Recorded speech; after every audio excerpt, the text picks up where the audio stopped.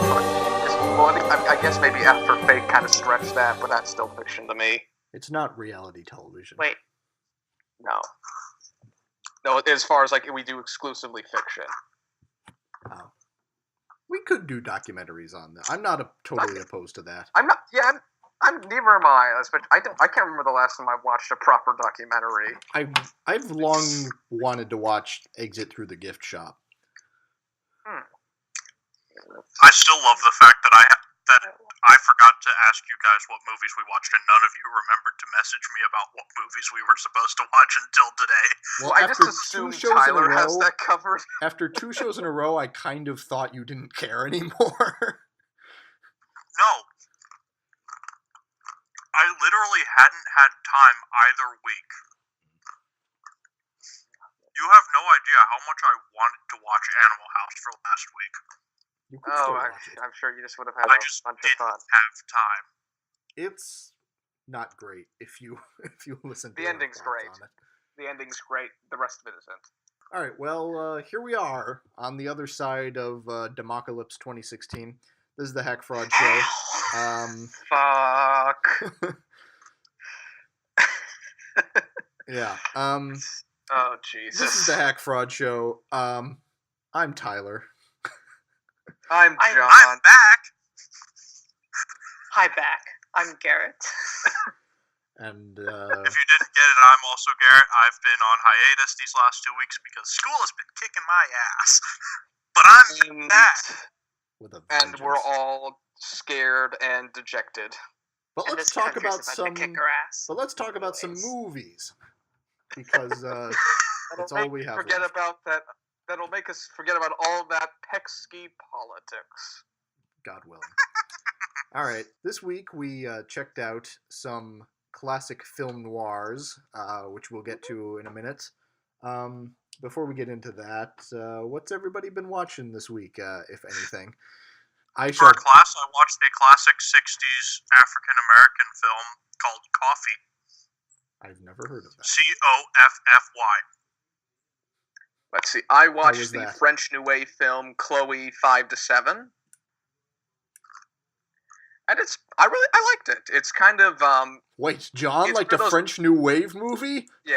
Heresy. Well, it's not as French New Wavy as some of the other stuff they show you. Like it's still kind of got a 3-act structure in certain regards, and it's if you're gonna pin it in any way, it's more like it's kind of a character study, and like it's French New Waviness is not really what defines it. It's a character study that has traits of the French New Wave, and it's and it's an interesting look at a female director. So.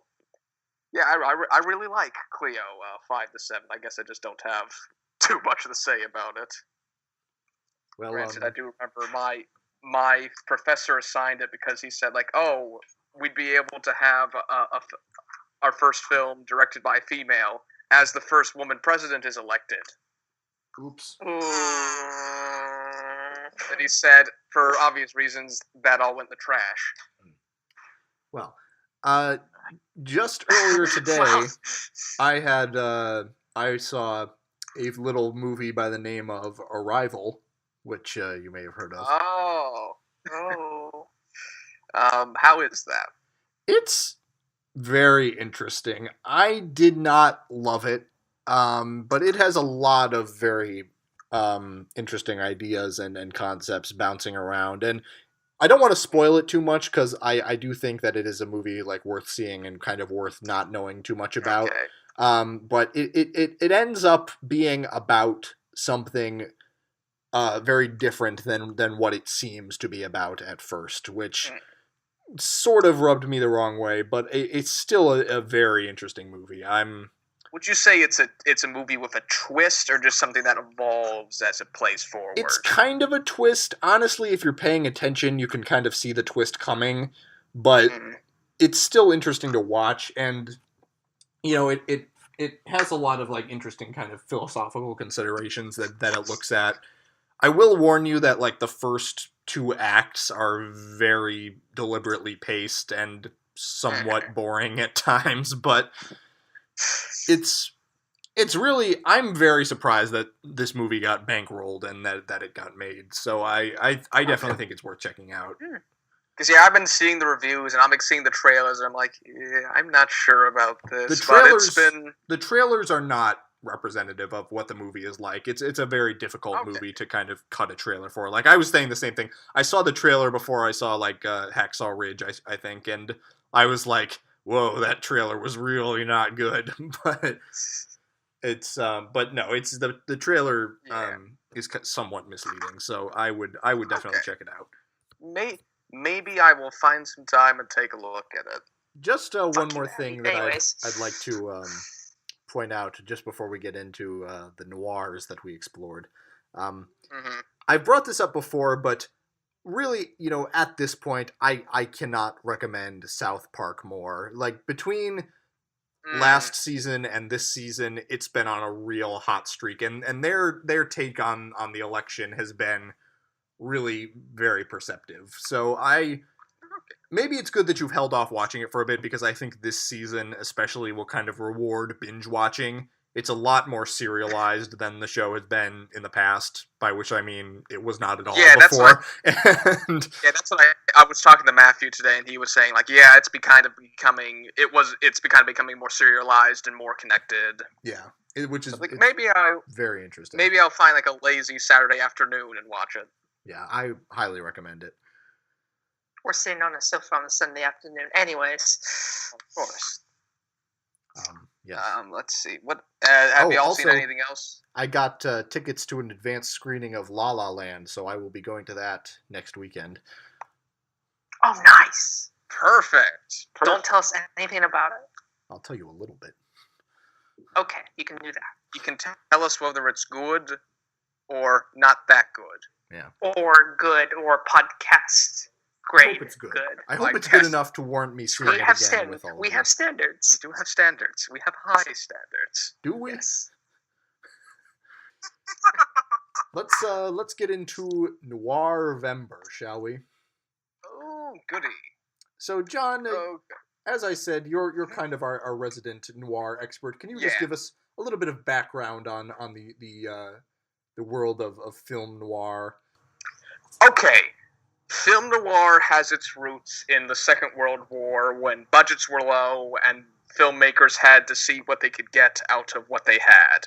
And the answer was single light sources, lots of shadowy sets, and trying to hide as much as they could. Like, we're going to get to this in The Third Man. Like, a lot of how that movie looks is because they couldn't get Orson Welles for a lot of the shoot. Oh. Yeah, like, you know the bit where you see Harry Lime's fingers coming out of the grate? Those are Carol Reed's fingers, because they didn't get Orson Welles that day. But it was born out of, a lot of it came from like the pulp detective stories of the 1930s, also from sort of the negative nature of the war, and it was also kind of this rejection of the kind of Hollywood the positive nature of Hollywood.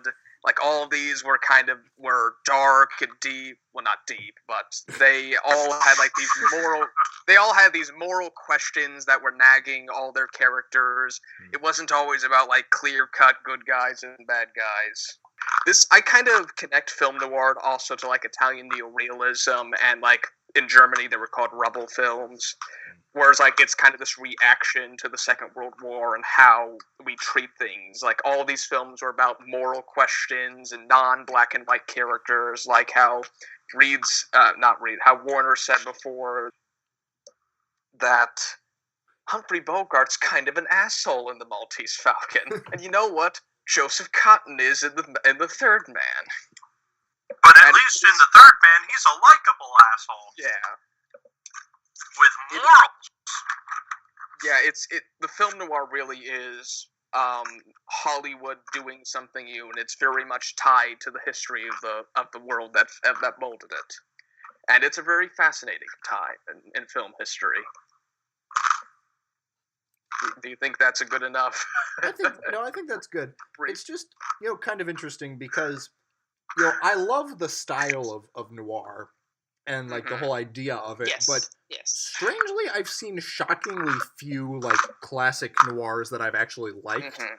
Like, I know you and I are kind of backwards on this, John. Like, I actually kind of prefer neo-noirs because they transplant a lot of the kind of, like, stylistic trappings of noir that I like onto basically, like, kind of Modern a lot of, stories like, and modern characters. conflicts and, like, sometimes more sophisticated stories. One thing I found that this was particularly true watching, especially The Third Man another time, is I just really admire the history of noir. And you can see when watching, like, sometimes they'd go on do location shooting, and you can see cities as they were unfiltered. I think there was like a layer to classic noir that I don't think neo-noir, as much as it tries and much as it can succeed in certain regards, can't get to. But I will agree that I can get turned off, is that, like, a lot of these noirs just have these really needlessly complicated plots, and sometimes they get bogged down in dialogue explaining the plot to you. Like, I think with Howard Hawks, Maltese with Howard Hawks' The Big Sleep, I think at one point the producer said, "What the hell is this movie about?" He asked the screenwriter, and he said, ask Howard Hawks, and he said, "Okay, so we're going here, we're going there. Fuck, I don't even know." Well, John, you're always the one that says dialogue is pointless in a film. You're the one that wants to be all action. And not like shoot 'em up type action, but physical movement. That's how I make movies. That's not what I actually believe. Oh, well. I love people like Sorkin and people who do dialogue heavy stuff, but, like, dialogue explaining the plot is very seldom. Yeah. Just, like, exposition is very seldom entertaining. It's very difficult to make it entertaining, and the screenwriters of the exposition. The screenwriters of the 1940s were not very good at it yet. Yeah, this is like noir is a transition period. I think that's what's so interesting about it. It's kind of like you have Hollywood, the trappings of Hollywood, but also kind of the seedy I don't want to call it new wave, but this kind of like this revolution fomenting within it, which I think is interesting. So, I get the feeling we want to talk about the Maltese Falcon first. Yeah, let's do that. Let's do that. The 1941 Humphrey Bogart starring movie. Some consider it the very first noir, or at least the first important noir. Spoiler alert: he's an asshole. What do you guys think of it? I mean, I was told that this was a good movie, and this is based off a book, so like, of course you should go see it. But, like, when I saw it, I'm like, oh, this is kind of let down, because because I've seen all these tropes before with with a subordinate secretary that doesn't really have much going on other than just being there whenever. Being there, but at least she talks. At least she's talked and and is allowed to have personality. It's true.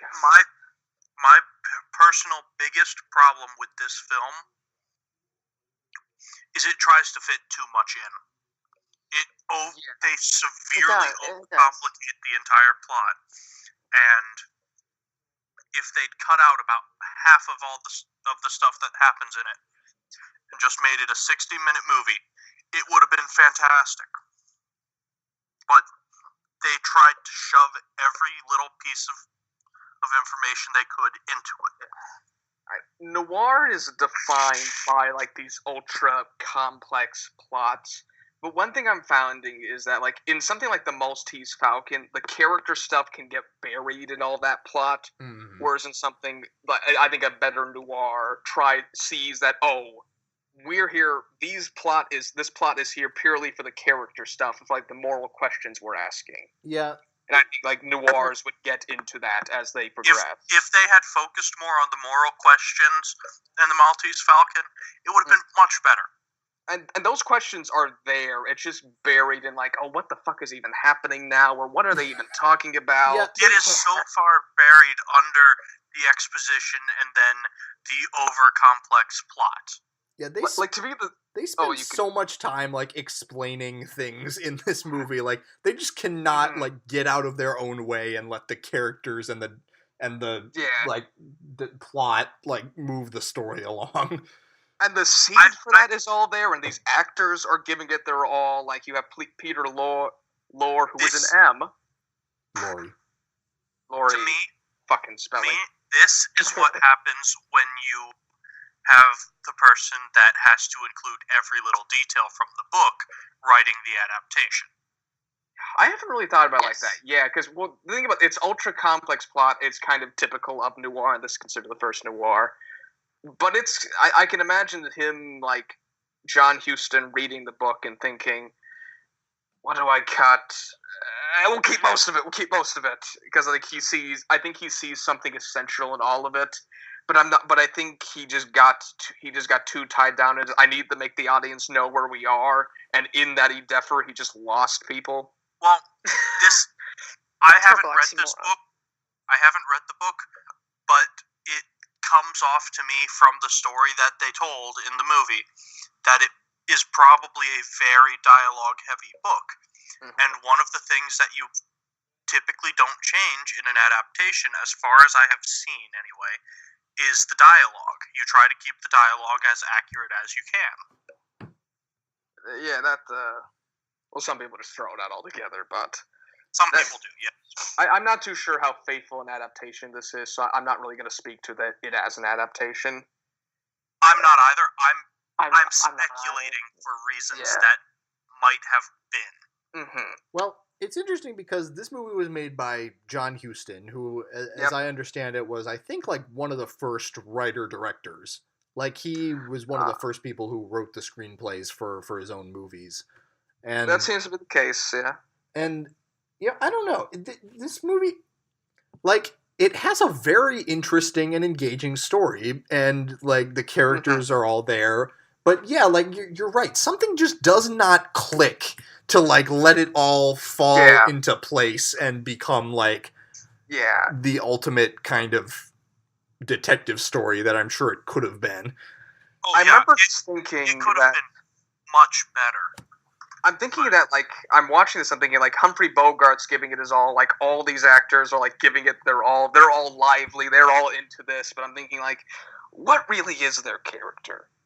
What really are there underneath all this explaining the plot and, like, the whole thing, and everything about the Falcon, and, like, the detective's partner getting murdered? It's sad how into the characters the actors are, and their characters get basically no characterization. Like, what's his face? The guy with the two pistols that gets knocked out every time he draws one of them. He has such a pathetic character, but he is so into it. And then, that actor's great, by the way. He was in a Stanley Kubrick movie called The Killing, which he is outstanding in. But continue. And then Cairo was so into that character for the first few scenes he was in, and it was phenomenal. And then that character just kind of died. Yeah, this movie kind of. I think this seems very overarching issues. Like, this movie seems so interested in, like, we need to make you understand this plot, have people explain the plot, and at the end we're like, what the fuck even is this? Well, as soon as they introduced the fat man, I think they called him. They call him the fat man. As soon as they introduced him, and guys, I hate to say it, but he is actually fairly fat. He got the name for a reason. His character's name is literally Mr. Gutman. Gutman. Oh, I missed that. But anyway, as soon as his character is mentioned, the movie starts to go downhill. Because he is the most long-winded character I have ever seen. I could probably think of one that's more long-winded if I really tried. But off the top of my head, maybe Jeff Daniels in the newsroom. What? Maybe Jeff Daniels, the main character from the newsroom. Never saw it, so. Yeah, you did. You watched the newsroom, didn't you? When we did Sorkin Week. No, he only watched the speech. Oh, well, that's enough to get an idea of what. Anyway, Anyway, this isn't important. We don't need to dwell on the newsroom anymore. I remember at one point, like the bit where they unearth like the fake Maltese Falcon and they start testing it. They go, "It's a fake," and then I swear to God, the fat man pretty much explains this better movie that what could have been a better movie. It's like we should have known this. We stole it. We should have known this was too easy. I'm like, Right? where the fuck is the scene with that? Right? Yeah. Yeah. Oh my gosh. I think this is an apt opportunity to talk about classical Hollywood a little bit because, Yes. Back in the day, I'm always kind of impressed by the efficiency of classical Hollywood for like the first 15 minutes of these kinds of movies, and then always kind of let down by just how dragged out the rest of the movie is. Like, this movie went so slowly after the first 15 minutes. First, it was interesting, it was engaging, and then there was an occasional scene, like the first scene with Cairo was very interesting, but it just bogged down and slow. I had to keep checking the time because I thought that I must have missed the call by now. It felt like it was taking that long. The other thing is that, like, what was I gonna say? With these older Hollywood movies, they didn't have like the I mean, there are exceptions, of course, but like most of what they could do was like shoot dialogue scenes on sound stages. They were pretty limited, and movies like Citizen Kane are still that. It's just that they craft a much more like compelling. They like craft the narrative around like the people, And it's Kane's case, they're really playing around at those sets too. It's not like, hey, let's just go to a hotel. Whereas with this, it's just like the dialogue scenes almost just get in the way of the plot.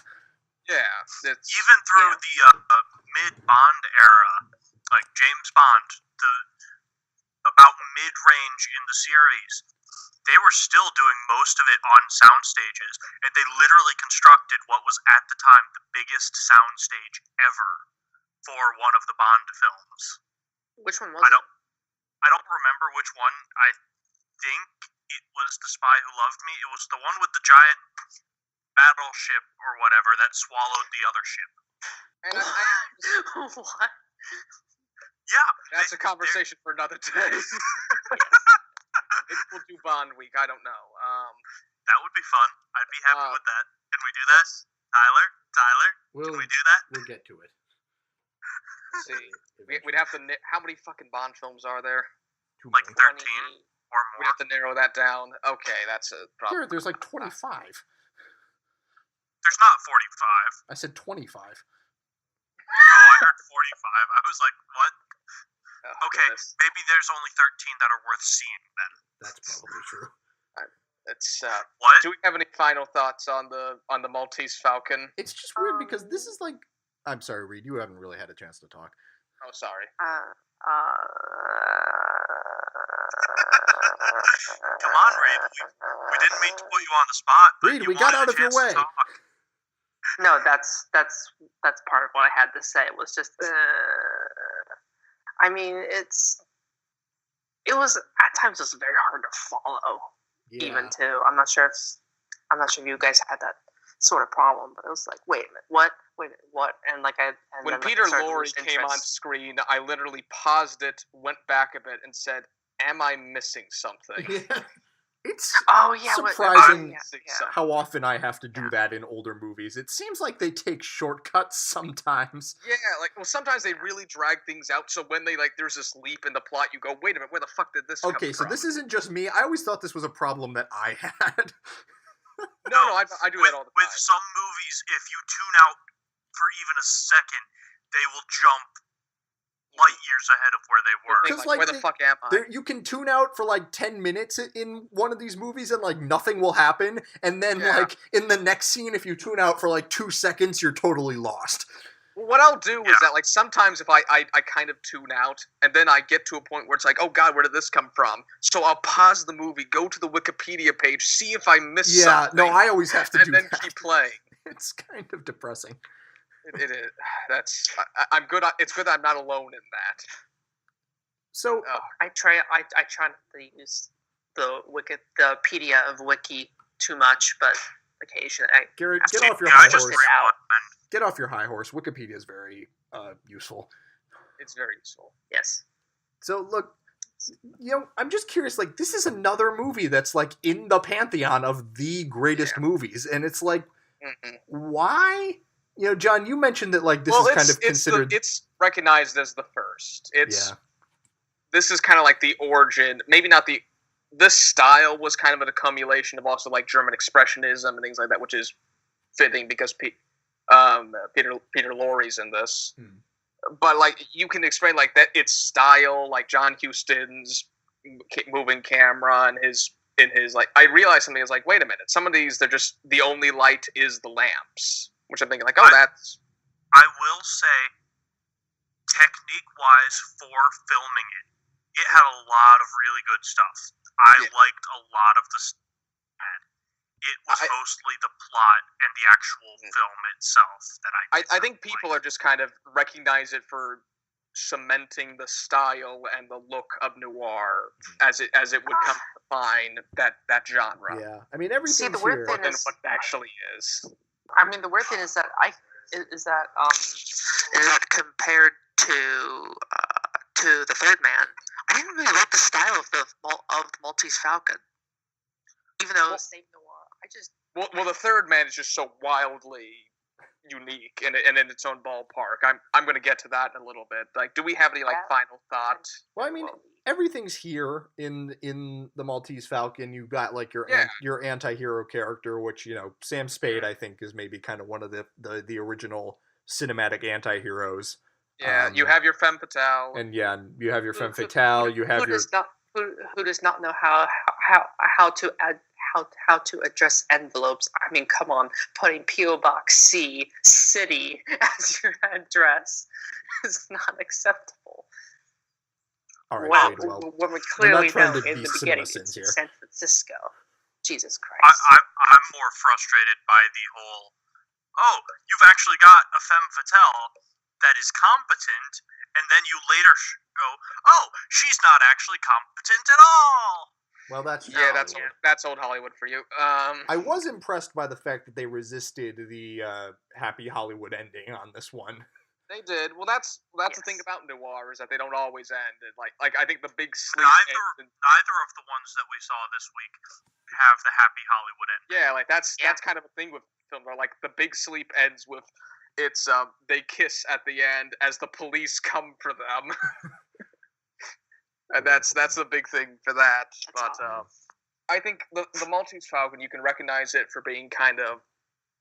So some people kind of dispute like what the first film noir is. The consensus seemed to be the Maltese Falcon. Roger Ebert said it was, so I'm going to stick with that. And I think we can recognize it as that. And we can recognize that this is where that style, which came from pulp novels and German expressionism, kind of came to be cemented into what we know as noir. But like, speaking of pulp novels, we'll get into those a little bit more because they are highly mentioned in the next one. Yes, they are, which I think is something brilliant about that movie.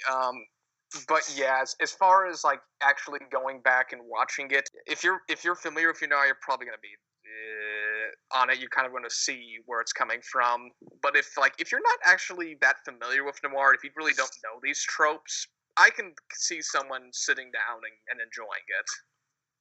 I mean, and these tropes aren't hard to pick up because like right from the get-go, watching the Maltese Falcon, which is the first I watched, I quickly picked up on these tropes. Yeah, that's what I mean, sort of go back on. But hey, how great is Humphrey Bogart? Oh yeah, the actors are all phenomenal. Oh yeah, like that's the. Yes. He's kind of the Jack Nicholson of his time, where he could only play himself, but goddamn, we love it when he does it. Well, that's most of the old Hollywood movie stars. Like they had a persona and they stuck with it. Yeah, well, Humphrey Bogart's so noticeable because he's got like the really distinct look and voice, even more so for the time. Yeah, I mean, yeah, and I love Casablanca, which is maybe his best performance. Yeah, I like Casablanca. I'm not as sold on Casablanca, not because I don't like it or don't think it's this achievement of Hollywood cinema, but I guess I'm just not as sold on it as most people. Well, we may have to cover it on this podcast at some point because I watch it. We probably will. Considering I've never seen it, probably. That's a good watch. I think I'd be fine with that. So, like, what do you guys think of the Maltese Falcon? Because we've kind of jumped around on what we think of recommend. If you really like old movies, I'm sure you'll enjoy it. If you're less, if you're a little more shaky about old movies, you may not like it so much. But when we say old movies, we mean old Hollywood. I mean, like classical Hollywood. Like I've talked about this before. Like my knowledge of movies from like before the 60s New Hollywood period is not outstanding, because I think that's when I think movies tended to get like really interesting. So it's when directors were allowed to take chances. That's just kind of my sweet spot as far as cinema goes. But it's not bad. I would never tell anyone the Maltese Falcon was a bad movie. Oh no, never would I. No, yeah. I just don't think I enjoyed as much as his reputation suggests. Which is, yes, it is quite well orchestrated. It's just... Let's put it this way. The reputation sets you up for something that the film may have delivered in its time, but it didn't. The reputation built with time to something that it doesn't hold up. Like, I think I did not explain that very well. No, that pretty much sums up our reaction to a lot of things on this show.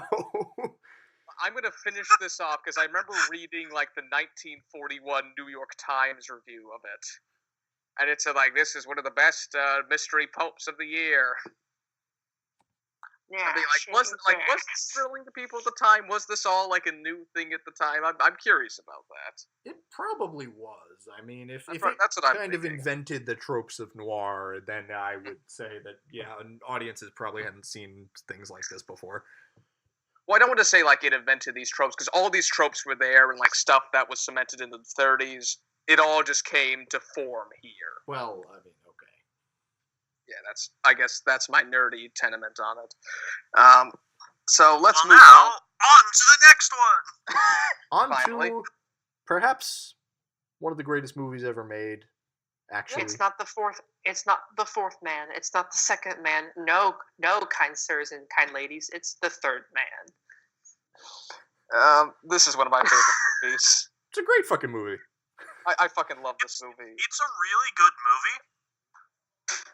And I was really surprised that it didn't hold my interest at some of the points that it did. There were some scenes that I just couldn't focus on the film. There were some as well that I just said, I'm just sitting there, and my mind just starts to wander, and then something happens, and I'm back in the film. I don't know, that's kind of unique for me, because like I find this film eminently engaging and eminently watchable. I do think this film falls victim to some of the same pitfalls as classic Hollywood that we were just discussing, but I also will say, like, this movie's so stylishly made and so like radically beautiful, distinct from what Hollywood was doing at the time that as far as the filmmaking goes, and even the story, like the story is very strange. It's also kind of meta, because we have a pulp novelist who was kind of he's kind of what represents Hollywood, and he's trying to turn it into a Hollywood movie, but then reality just slams on him. Okay, yeah, that's very interesting. I'm not the only one that loves the fact that when the people on the army base heard that he was a author, they assumed he was a real author, and they forced him to go speak in front of all these people, and he's just kind of like, That's one thing I love about this movie, that it's Vienna is at the same time very friendly and very welcome. It's like, oh, come here, good sir. We will get you. We will keep you in Vienna. We'll get you some checks, but also really threatening at the same time. Like, the child with the ball is terrifying. Right? Oh my gosh! And like this city just turns on a dime on this guy. It's, I have to say, just to kind of preface this, even though we're already halfway in, this movie kind of just plays into all of John's interests, because it's got it's got film noir, it's got goofy angles, it's got kitty cats, and it's got Orson Welles. It's like tailor-made. This is the goofy angle movie. This is really when you learn about Dutch angles, this is the film they use to teach you about them. But yeah, like I thought that was the Doctor something or another. I love that movie. Doctor something or other. Dr. Zhivago. Yes, Dr. Zhivago. Oh, okay. No, not Dr. Zhivago. Dr. Caligari? Yes, that one. Dr. Caligari. Okay. Well, I don't think that did Dr. Kelly. Uber stylistic film that everything is basically in a Dutch angle. Everything. Is everything in Dr. Caligari a Dutch angle? I don't know. I haven't seen it. I don't know. I haven't seen it either, but that was basically how they explained Dutch angle in my film class. I know. I think that movie is more famous for like its really expressionist sets than its use of Dutch angles. Though I'm gonna have to look at that movie again. I might be wrong, but but yeah, this is where like the whole movie kind of looks like it's on a tilt. And I will say this: God, I love the setting of this movie. God, I love how this movie films Vienna. This was shot on location, right? Oh, if it's not an interior, it's on location. Mm-hmm. And even some of the interiors are location shooting. Like the Hotel Sachier he stays at, that's a real place. That's still open. Mozart Cafe, that's a real place. That's still open. Yeah. Where the hell was he at with the striptease going on, where all of the women, where he was the only guy present and there were just a ton of women and a striptease going on? We get to see some 1940s almost boobs. Wait. What? What, you missed the 1940s almost boobs? Clearly Reed took a nap during this movie. There was legitimately a scene, and this is one of the moments that I was completely tuned out when it came up. I was completely tuned out, and I see dancing on the screen, and I'm like, oh, they're back in the theater. Striptease. This isn't this wasn't in like the dressing room. Sorry, The Graduate. No. The third man did it first. No, it was a lady with tassels on her nipples and a little belly dancer skirt. It's kind of like it's a kind of a cabaret thing. Okay, we've spent entirely too much time talking about this. It's the same scene that he buys the bouquet. Yeah, I will say this. Like, I was thinking while I was watching, like, what about this movie do I find so enrapturing? And I think it's all in the details. Mm-hmm. Because, like, as a whole, it's fairly noirish. Like, it's all about moral questions, and it's very dark, and you have this sort of normal man in an extraordinary situation. That's very typical of noir. But it's how it plays it. Like, this movie begins with Carol Reed speaking of, like, oh, Vienna was bombed a bit. And not unlike any of it. Oh, wait a minute, I was talking about Holly Martins. Yes, as the novelist. And, like, there's almost, I can't remember the last time I've seen, like, an unreliable narrator in the beginning of a movie. Well, I think it's very interesting the way this movie uses kind of, like, post-war, still kind of in the rubble Vienna. What do the Germans would call these rubble films? I think this movie came out in, what? It's quite fitting. 49? 49. Yeah, so this is only a few years after the war ended. And, and it also does a very good job of kind of, like, depicting a Europe on the brink of the Cold War. And kind of, in the midst of rebuilding itself and trying to figure out how to go forward. Mm-hmm. Like, there's a lot of politics this movie gets out of with very little dialogue. like most of it you just get, and like how like they just tell you like Vienna is divided, not unlike Berlin was, and you just have like people, different sections of the police interacting with each other. You have like at one point the British police raid the woman's apartment, and you have the German woman with the blanket screaming at them. I'm sorry, but I absolutely adore that little old German lady. She is adorable, and I feel like she would be the lovable old grandma that just kind of sometimes forgets where she is, and you have to go walk her back to her room and reassure her that she still has her cat. Well, that's another example of this movie that just the city changes on a dime on Holly Martin's. Like sometimes it's sweet, sometimes it's sincere, sometimes it's really cynical, sometimes it's really threatening, and sometimes it's whimsical, like a Ferris wheel. Yeah. Oh, there's nothing whimsical about the Orson Welles Ferris wheel ride. Oh, let's talk about that. Let's talk about that. Let's talk about Harry Lime and his misanthropic. He's very surprisingly misanthropic for the 1940s. Yeah. Like he's literally saying, like he just literally opens the door of the Ferris wheel and says, "You know what you would do if you got 7,000 pounds for every dot you made stop moving? Do you really care all that much?" And I love his speech at the end. Is like I really thought that the movie was going to end right there. I thought he was going to throw him out of the Ferris wheel. Well, they even say like I kind of wanted him to. That's another thing. Like there was this idea that even someone as corrupt as Harry Lime, he kind of has this code. It's like Holly Martin's is still a friend, and I'm really glad this movie doesn't really show any of their past. It's all just what they say it is. So you get to say like, was that actually a friendship? Was he just using me? Like that's all left to what that friendship actually looked like and whether any of that was sincere. Which I think that's a wrinkle in this movie I didn't notice the last couple of times. Let's see. Oh God, I love this movie. There really is a lot to love here. I mean, like the filmmaking is great. That final kind of chase in the sewers is just marvelous. Oh God! Unlike anything else you see in classic Hollywood.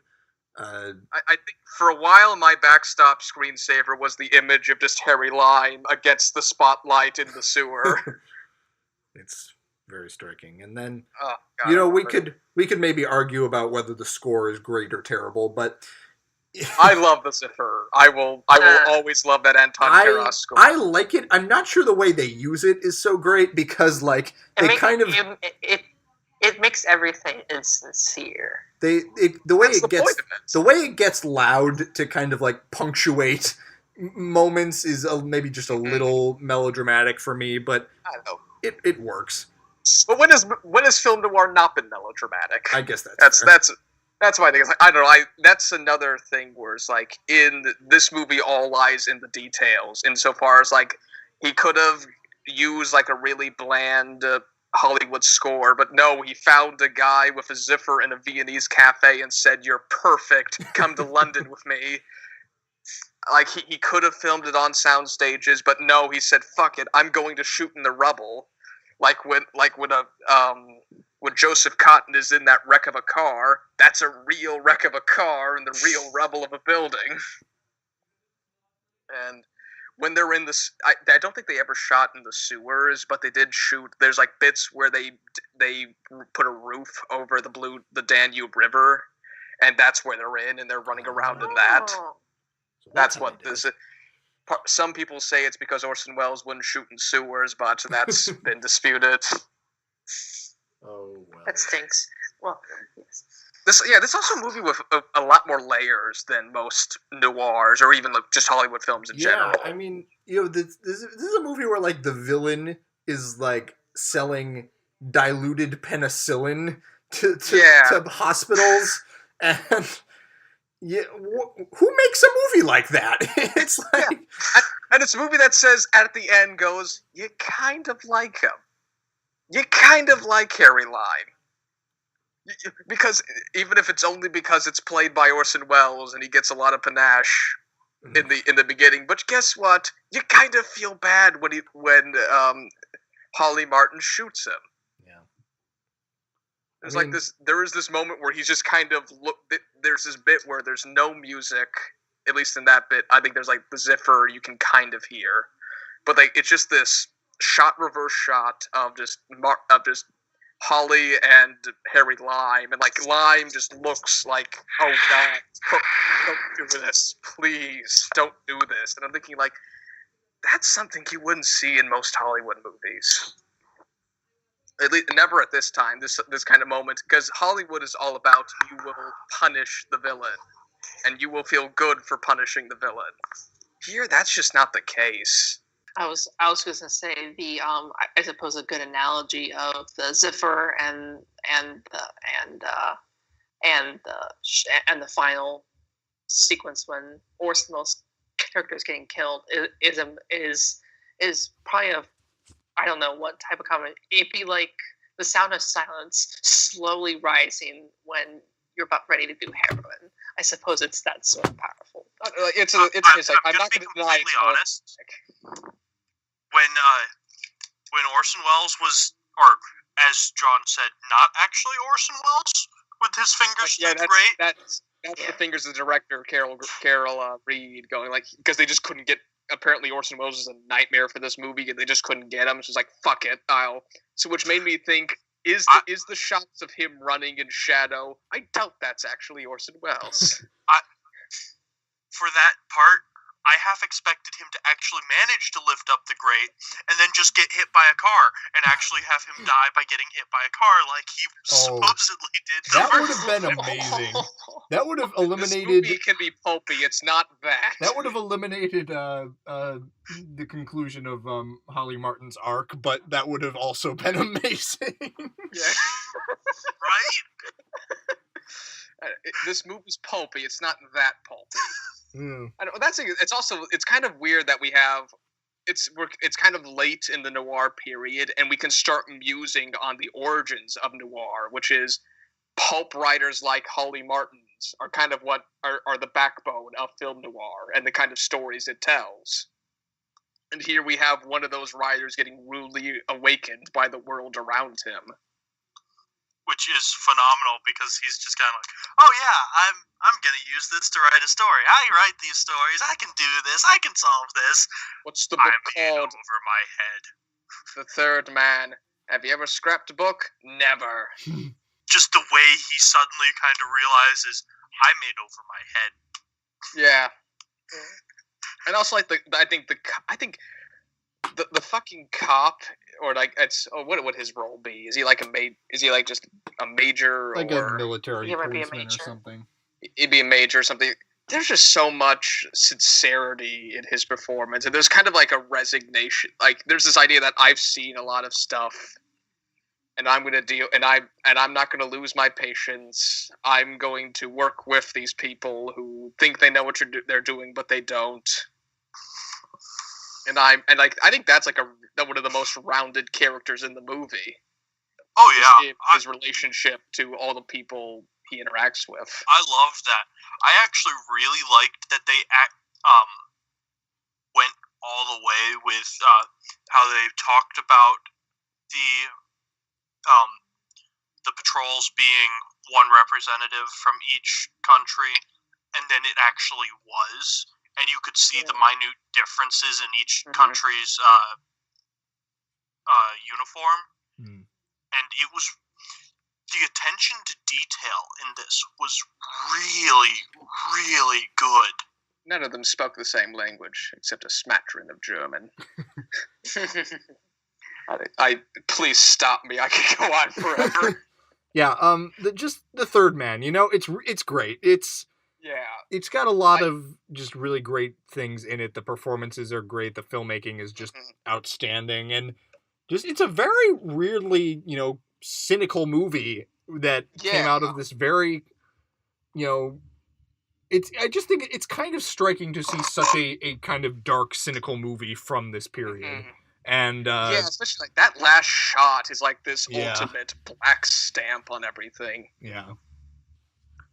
And And again, it doesn't follow the traditional happy ending. No, this is one of the darkest endings. But I think Pearl hates his guts at the end of this. But I think it's. Gosh. But it is a fitting. Oh, he deserves it. He 100% deserves her hating his guts. But what makes it brilliant? Well, just ouch. Did he do the right thing? Debatable. That's a problem. He did what was right by his conscience. I can't fault him for that. I can't say that I would have made the same decision, but I can't fault him for his decisions. That's one of the great things. We're here doubting the morals of killing a penicillin peddler. Wait. So, Warner, if I were peddling penicillin, would the answer for you would be for me to just die? I'd shoot you in the leg so you could never peddle penicillin anymore. I mean, John, I don't think you have a very good understanding of how people peddle penicillin. No. Reed, if this was you and me in this situation and you were the one peddling the penicillin or something more modern where and it's killing people, I probably wouldn't involve the police. I'd probably just off you myself. And I think it's time to end here. I think we've used the phrase peddling penicillin more than any human beings should in their lifetime. So, The Third Man, it's great. You should see it. Go watch it. Yeah.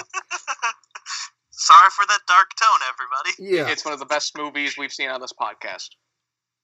Sure. If you were looking to try to peddle modern antibiotics, this movie is not the movie for you.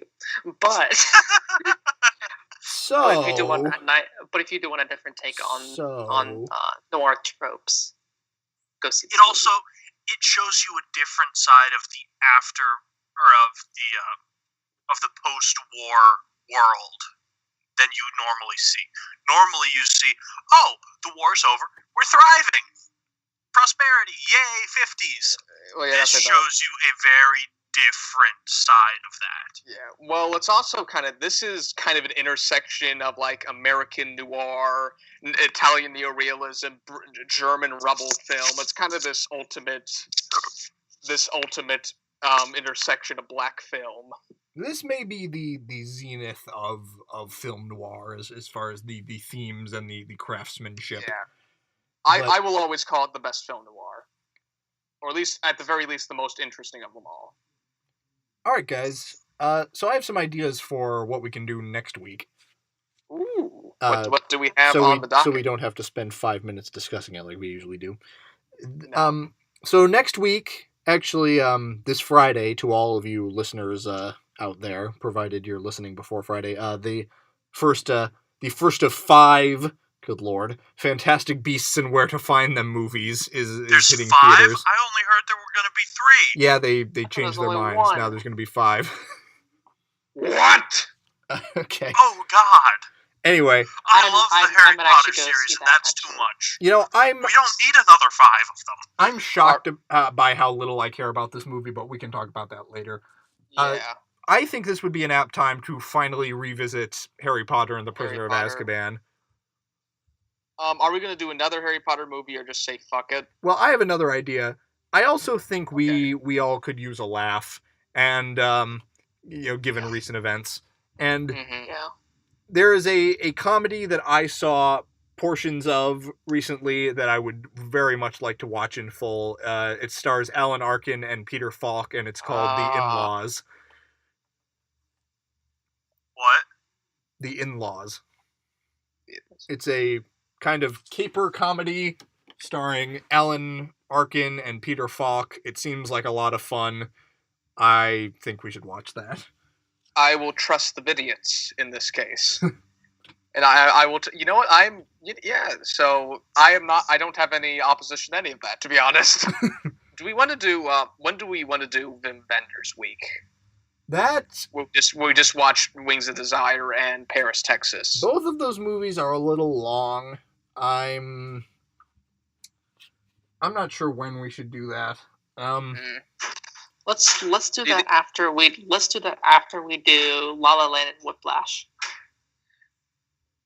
Because by then it'll be like, we'll have a few shows that we Christmas can do will out pop. over Christmas break, I think, and Mhm. so one of those has to be Paul Thomas Anderson week. That's non-negotiable. But Alrighty. Oh, I thought over Christmas break we'd have to do a Christmas theme. oh, We'll do that for one episode.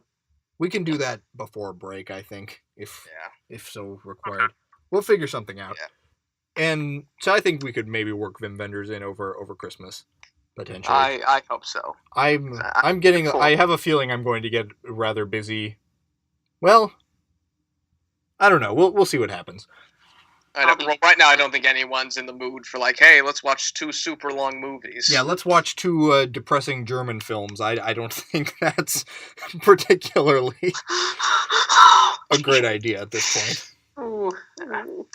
All right, so neither of this were made during the Nazi age. So next week we'll watch Harry Potter and the Prisoner of Part Azkaban and The In-Laws. Perfect pairing. What a combination! I love it. I love the show. Me too. Let's try that again. Take 2. Let's try that again. Do we need to do the Where the Heck Fraud show bit again, or can I just start No, from? just go ahead. Last night back in Columbus, and I saw Hilliard Darby's production of The Mousetrap by Agatha Christie. And I've got to say, it was probably the best high school production I have seen. Not the best one I have been a part of, but the best one I have seen. Personally, I hold a little bit of pride. I thought our production of The Mousetrap was better, but theirs was excellent. It was very enjoyable. You know, And I They liked didn't have their a deep, product better than buttery ours. voice in the production. They did not have the buttery voice of John, so No. that was kind of It's disappointing. clearly inferior. The buttery voice of John was in it for like 2 minutes. Calm your tits, It made John. it better. But it's the buttery I think voice two. of I think John. 2 minutes is also generous. Yes. It has a Regardless. whole dialogue about fear over the radio. Yeah. Just and awesome lighting design. It wasn't. It was horrible. it was all right. It could have been a lot worse. I'm a man with few standards. That's actually not true at all.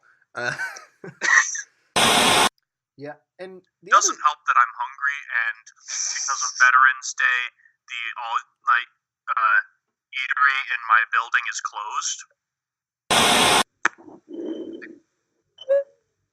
Are you doing a Darth Vader impression for us, Dr. Reed?